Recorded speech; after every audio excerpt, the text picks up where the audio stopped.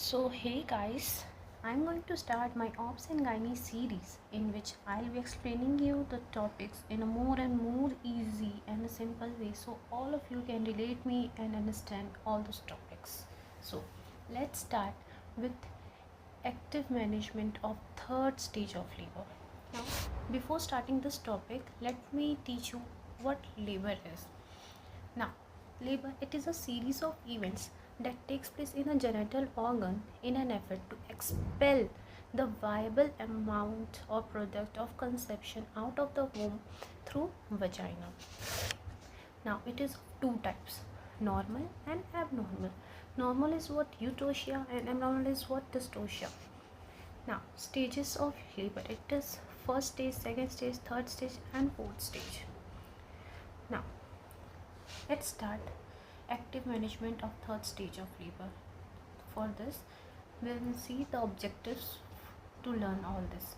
First, we will go through introduction, then approach, and then steps. Now, stages: first stage, second stage, third stage, fourth stage. First stage is what? Now I am explaining you the stages of labor.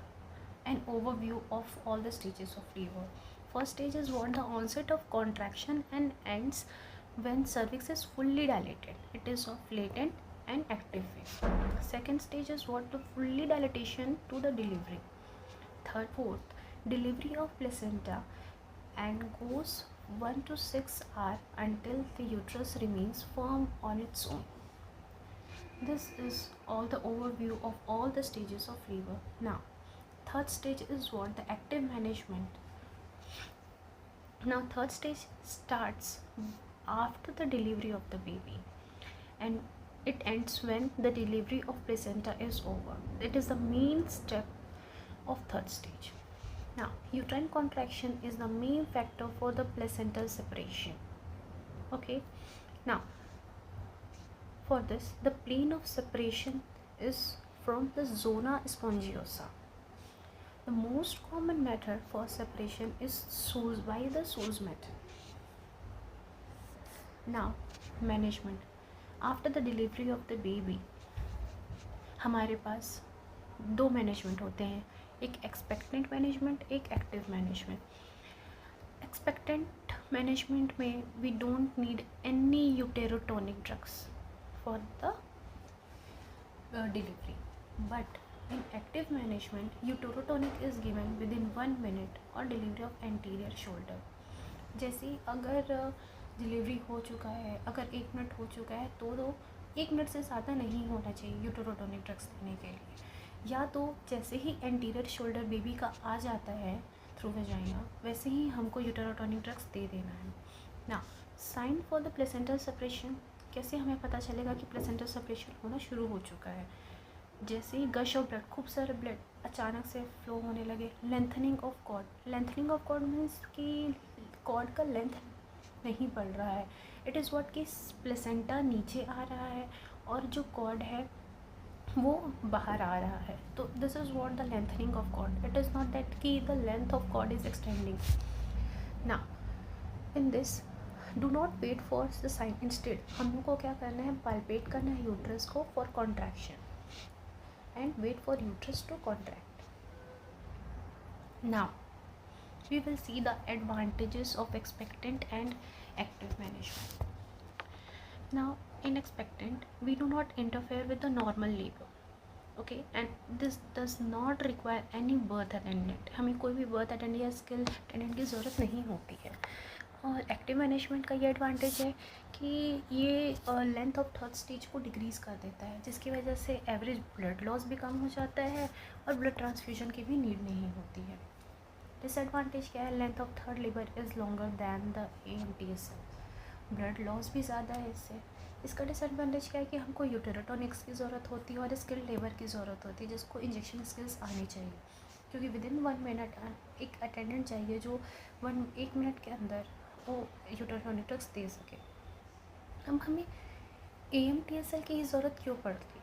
क्योंकि 60% of the PPS that is the postpartum haemorrhage वो prevent करता है. 60% is more. Also और क्या decrease करता है, incidence of PPH, length of third stage, percentage of third stage labour last 30 minutes, need for blood transfusion भी कम कर देता है, need for any uterotonic drugs to manage PPH। जब PPH ही प्रिवेंट हो जा रहा है तो हमको यूट्रोटोनिक ड्रग्स की ज़रूरत ही नहीं पड़ती है। अब स्टेप्स क्या है, एक तो administration of uterotonic drugs, second delayed cord clamping, third क्या है, delivery of the placenta by the cord, control cord traction. Control cord traction क्या है, pulls on umbilical cord to deliver the placenta to decrease blood loss and normal removal. Fourth step क्या है, intermediate assessment of uterine tone. हमें जो uterine massage था वो पहले previously fourth step था, अब नहीं, अब this is use for the treatment of PPH, treatment not in the now this is not included in the steps of AMTSL, it is now only used for the treatment of PPH. Also early cord clamping is not done in AMTSL. okay now मैं इसके बाद बताती हूँ कि delayed cord clamping क्यों ज़रूरत होती है। नाउ स्टेप 1 क्या है, इंजेक्शन ऑफ यूट्रोटोनिक्स। हम यूट्रोटोनिक्स दे रहे हैं, कैसे दे रहे हैं, क्या क्या ड्रग्स होते हैं यूट्रोटोनिक्स, इंजेक्शन ऑक्सीटोसिन जो होता है हम लोग उसको 10 इंटरनेशनल यूनिट्स IM देते हैं। ओके IV इन्फ्यूजन होता है, या तो हम रिंगर लैक्टेट में उसको दे दें या तो NS सोल्यूशन में दे दें। ओके और इसको स्टोर करना पड़ता है 2 डिग्री टू 8 डिग्री सेल्सियस पे। इसका कॉन्ट्राडिक्शन क्या है कि इससे हाइपोटेंशन होता है, टैकीकार्डिया होता है, कार्डियक अरिथमिया होता है, कार्डियक अरेस्ट होता है। ओके याद ये नोट करने की बात है, जो डेक्सट्रोज 5% होता है उसे हम कभी इसके साथ हमें नहीं देना चाहिए, क्योंकि जो डेक्सट्रोज 5% जब हम उसको देते हैं तो उसका एंटी डायरेटिक एक्शन होता है जिसकी वजह से वाटर इंटॉक्सिकेशन हो जाए। ठीक है, ये बात आपको नोट करनी है। अब अगर मान लो ऑक्सीटोसिन अवेलेबल नहीं है, ठीक है, आप गए हो, ठीक है, आप जिस भी हॉस्पिटल में हो, अगर ऑक्सीटोसिन वहाँ अवेलेबल नहीं है तो आप क्या करेंगे, हम उसको 4 ऐसे ड्रग अल्टरनेटिव ड्रग्स हैं जो हम उसको दे सकते हैं, जैसे कि मिथाइल अर्गोमेट्रिन। मिथाइल अर्गोमेट्रिन को हम कितना देते हैं, 0.2 mg IM देते हैं। अगर और इसको IV नहीं देते क्योंकि इससे हाइपरटेंशन कॉज होता है। इसका एडवांटेज क्या है, इसको रूम टेम्परेचर में हम लोग रख सकते हैं। अगर बोले कि मान लो अगर आप PSC CHC में हो तो अगर वहाँ पे ऑक्सीटोसिन नहीं, अगर हम उसको कोल्ड स्टोरेज में स्टोर नहीं कर पा रहे, वो टेम्परेचर मेंटेन नहीं कर पा रहे, तो अगर टेम्परेचर 2 to 8 डिग्री सेल्सियस नहीं है वहाँ का, तो क्या होगा, जो ऑक्सीटोसिन है तो उसका जो रोल है वो वहाँ पे इफ़ेक्ट नहीं शो करेगा।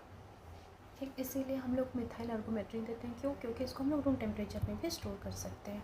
This is the main advantage. Now symptometrin, it is a combination of oxytocin and methyl ergometrin. Okay. Now carbetocin is a synthetic oxytocin. Now carbetocin का जो डोज होता है वो 100 mcg स्लो IV के through दिया जाता है ओवर 1 मिनट। ओके, इसका ड्यूरेशन ऑफ एक्शन 3 आवर होता है, पर लेकिन इसको हम इंडक्शन और ऑगमेंटेशन ऑफ फ्लेवर के लिए यूज़ नहीं करते हैं। मीसोप्रोस्टल क्या होता है, मीसोप्रोस्टल हम लोग 600 mcg ओरल सब लिंगुअली इसको देते हैं पेशेंट्स को। अब ये चीज़ बहुत इंपॉर्टेंट है कि अगर ट्राइक्सामिक एसिड कब देते हैं, ट्राइक्सामिक एसिड तब दे देंगे जब इंक्रीज रिस्क होगा PPH के लिए। तो हम क्या करेंगे, 1 ग्राम ट्राइक्सामिक एसिड का लेंगे, उसको IV इन्फ्यूज़ करेंगे, कितने में, 100 ml of NS over 20 minutes लेके ऑक्सीटोसिन के साथ, कितने, 100 ml of NS over 20 minutes of oxytocin.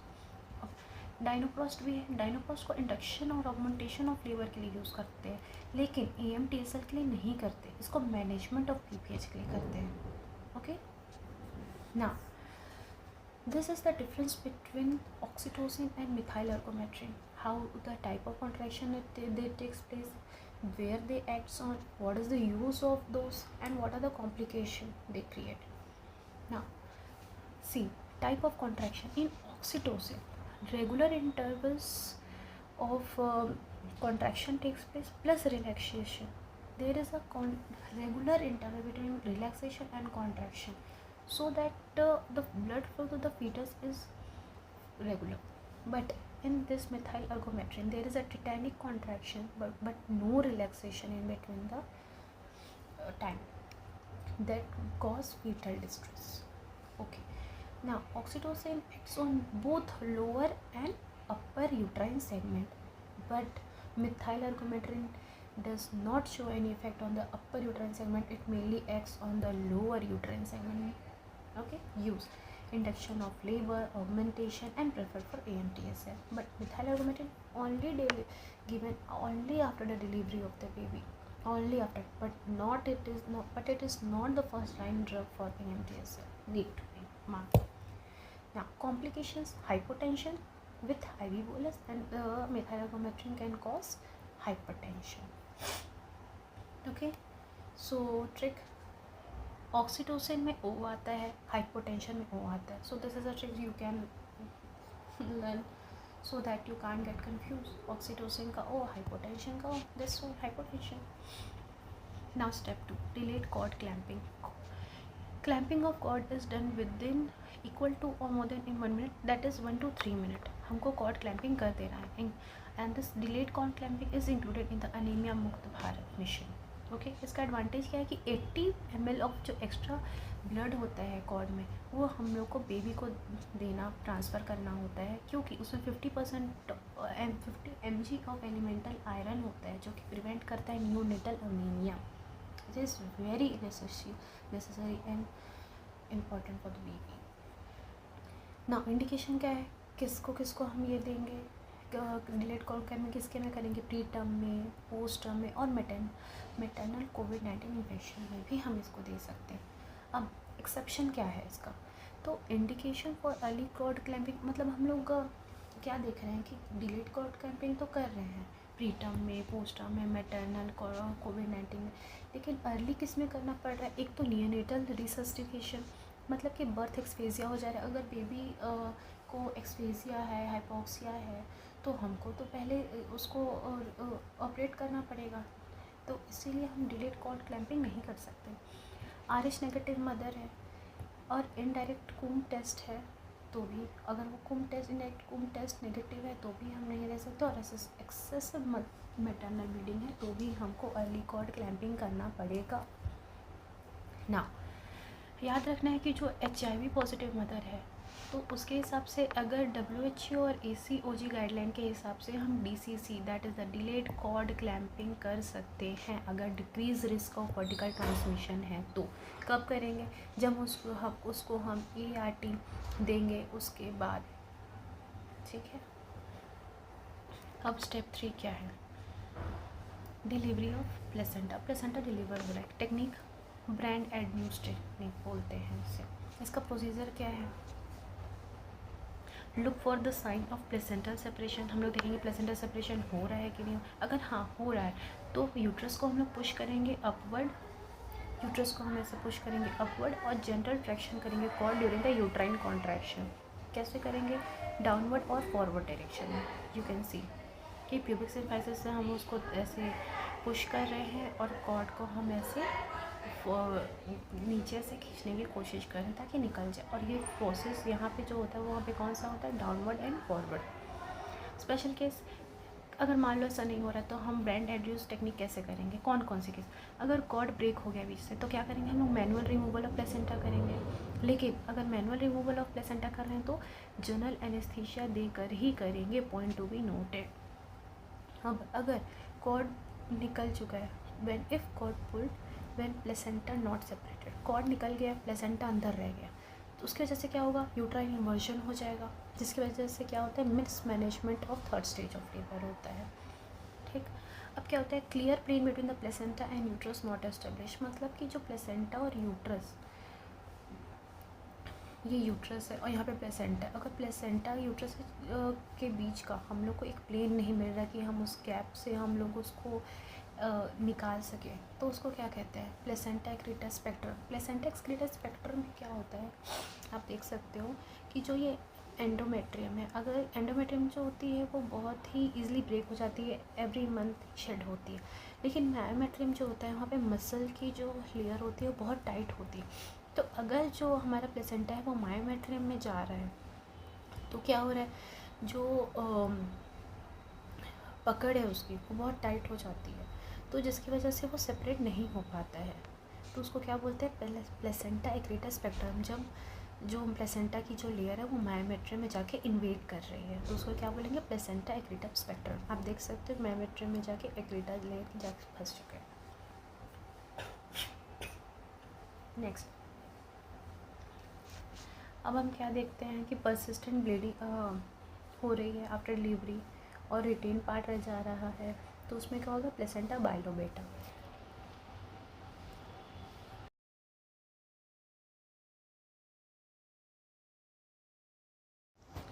अब परसिस्टेंट ब्लीडिंग हो रही है डिलीवरी के बाद, डिलीवरी ऑफ प्लेसेंटा के बाद, प्लस रिटेन पार्ट रह जा रहा है प्लेसेंटा का, तो क्या हो रहा है, प्लेसेंटा बाइलोबेटा।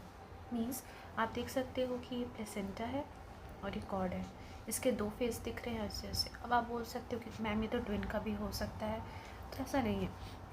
अगर ये ट्विन का होता तो ये जो कॉर्ड है इसके दो कॉर्ड होते, एक इधर जाता और एक इधर जाता, पर आप देख सकते हो कि एक ही कॉर्ड से ये दोनों अटैच्ड है, एक ही कॉर्ड से ये दोनों अटैच हैं, तो इसको क्या बोलते हैं, प्लेसेंटा बाइलोबेटा। अब हम लोग को एसेस करना है यूट्राइन टून, तो इसको हम लोग कितने देर में, every 15 minutes for 1 to 2 hour हम लोग को एसेस करना होता है ना। Fourth stage of labour, 1 to 2 hour of observation after the delivery of placenta. हमको 1-2 घंटे में हमेशा ऑब्जर्व करना है लेडी को जैसे ही प्लेसेंटा डिलीवर हो जाता है।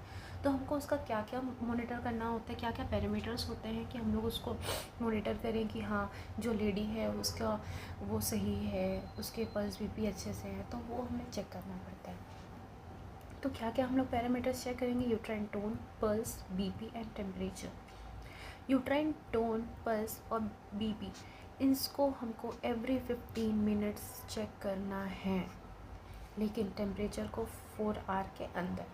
Repeated after every 4 hours temperature should be monitor ना।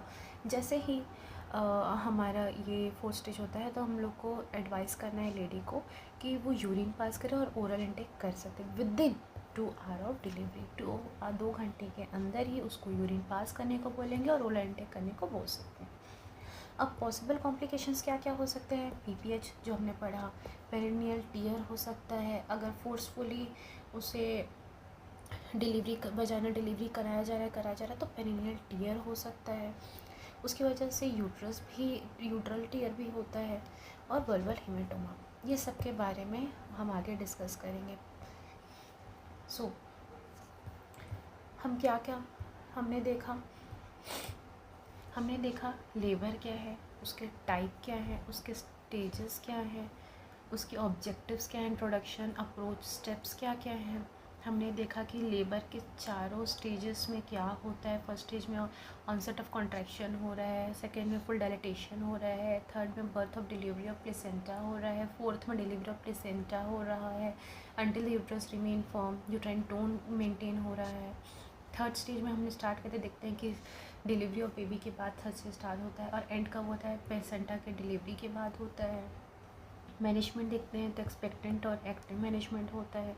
एक्सपेक्टेंट में क्या होता है, यूट्रोटोनिक नहीं दिया जाता है, इसमें यूट्रोटोनिक दिया जाता है, ठीक है। इसमें कोई भी स्किल अटेंडेंट की ज़रूरत नहीं होती, इसमें होती है क्योंकि हमें इंजेक्शन, यूट्रोटोनिक इंजेक्शन देना होता है, इसकी ज़रूरत क्यों होती है ना। इंसिडेंस डिक्रीज़ करता है, ब्लड ट्रांसफ्यूशन डिक्रीज़ करता है, नीड उसकी, यूट्रोटोनिक ड्रग्स डिक्रीज़ करता है उसकी नीड को, ठीक है। स्टेप्स क्या होते हैं, हमेशा स्टेप्स याद करना, uterotonic drug at the time of delivery of anterior shoulder और within 1 minute, delayed cord clamping और delivery of the placenta by the control cord traction and intermediate assessment of uterine tone, ये बहुत important है।